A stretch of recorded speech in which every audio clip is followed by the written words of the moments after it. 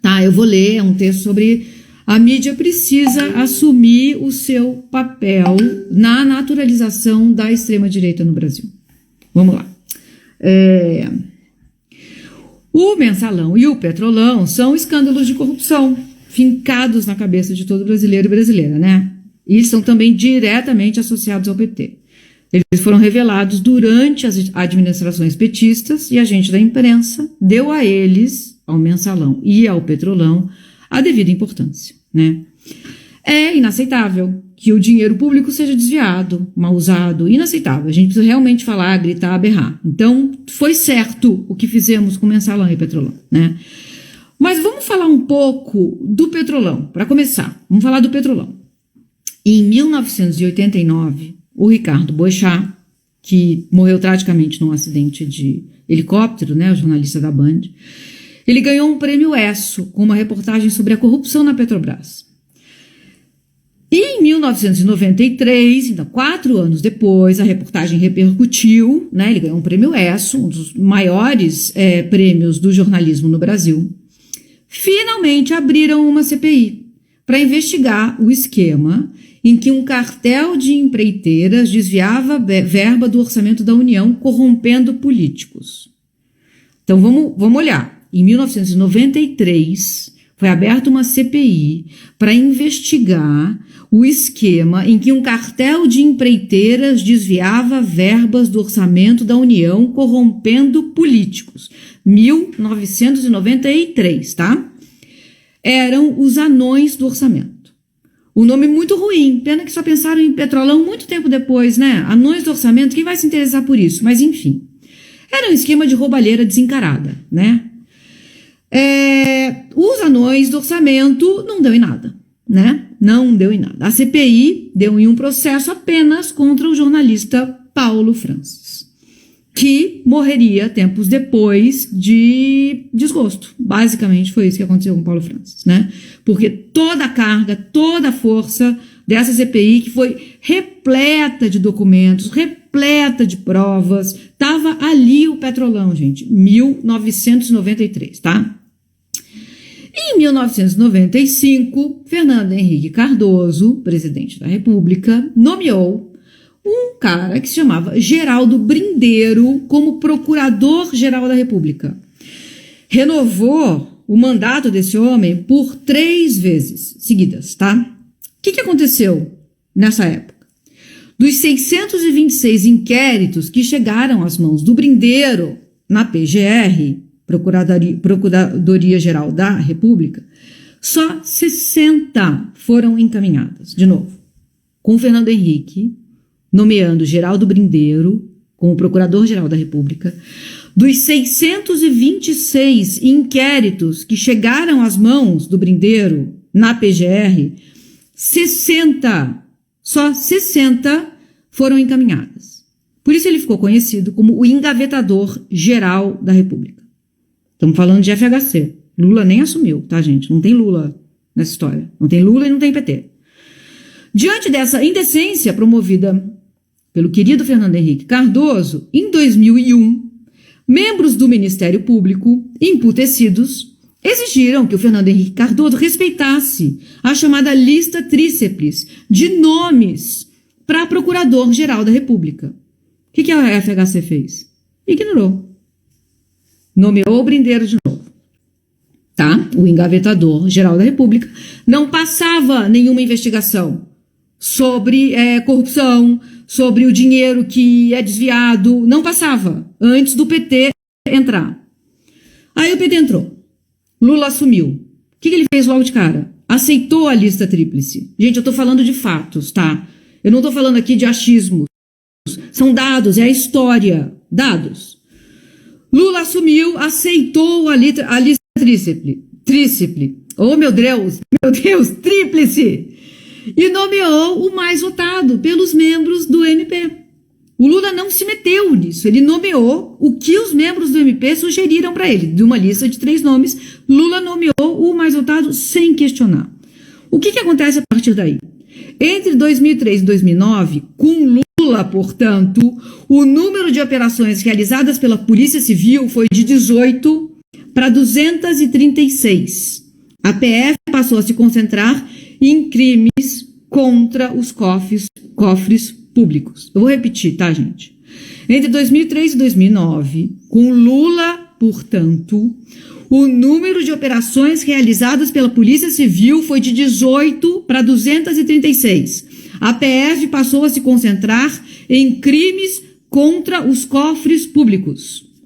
Em 2007, com Lula, portanto, foram 183 operações e 2.800 pessoas presas. Não tinha lava-jato, não tinha manchete diária, não tinha eco na mídia. Por quê? Por que a gente precisa se perguntar, né? A PF, com Lula e Márcio Tomás Bastos, foi reformada. A autonomia, melhores salários e operações de combate à corrupção. Gente, eu não estou falando o que eu acho. Eu não estou dizendo de uma crença. Eu estou falando de fatos. Inimigos do PT confirmam os fatos. A PF com Lula foi reformada. A autonomia, melhores salários e operações de combate à corrupção, tá? O PT atuou para que escândalos de corrupção viessem à tona, coisa que nem Sarney, nem Fernando Henrique fizeram. Muito pelo contrário. A mídia não divulgou a história desse jeito, tá? Então, isso precisa ficar claro. Esses dados indicam que o PT não foi o partido que inventou a corrupção, nem o partido que organizou a corrupção. Não se trata de tirar a responsabilidade do PT, tá? Houve envolvimento do PT, Mensalão e Petrolão. Mas se trata de colocar o PT e o Lula e a Dilma no devido lugar. Contexto é jornalismo, contexto é verdade, contexto é história, é caráter também.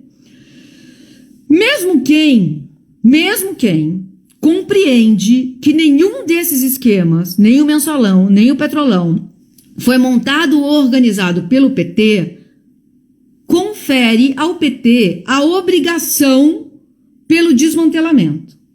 Ok, temos aí algum espaço para debate. O PT deveria ter desmantelado? Sim, claro, óbvio. Todo mundo quer que isso seja desmantelado. Não desmantelou. Então, sim, há uma responsabilidade aí. Mas o FHC também não. E por que ele nunca foi responsabilizado? Por que ele nunca foi responsabilizado pelo acobertamento, que foi o que ele fez? Lula e o PT criaram ferramentas para que os escândalos viessem à tona. FHC criou ferramentas para que os escândalos fossem acobertados. Vocês já viram o FHC ser cobrado por isso? Não. Tá? Então, façam-se essas perguntas, gente. A gente está falando de fatos e de dados, tá? Os nomes escolhidos para... Agora vamos falar dos nomes, de nomenclatura, tá? Petrolão é um nome maravilhoso, comunica diretamente. Mensalão também, tá? São nomes ótimos. A empresa talvez não tenha criado, mas ela foi com eles. Manchetou. Isso foi entrando na cabeça das pessoas, né? PT roubou, escândalos de corrupção do PT, é roubalheira.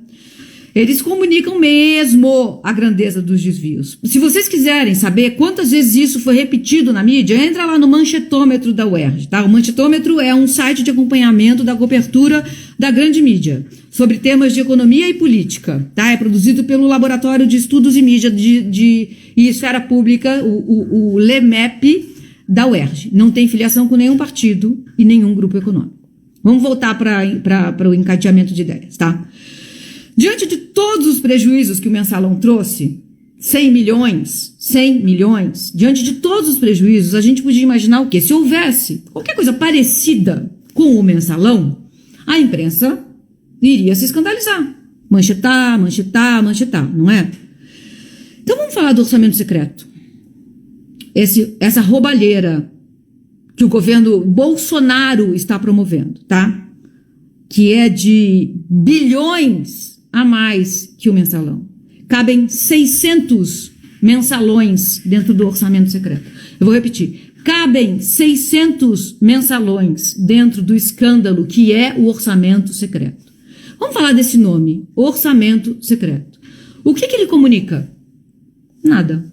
Orçamento é uma planilha, é um nome tedioso, até ok, Ok, é uma organização, orçamento. Secreto comunica droga nenhuma, não é mesmo? Orçamento secreto não comunica porra nenhuma, tá? E é um escândalo 600 vezes pior do que o mensalão.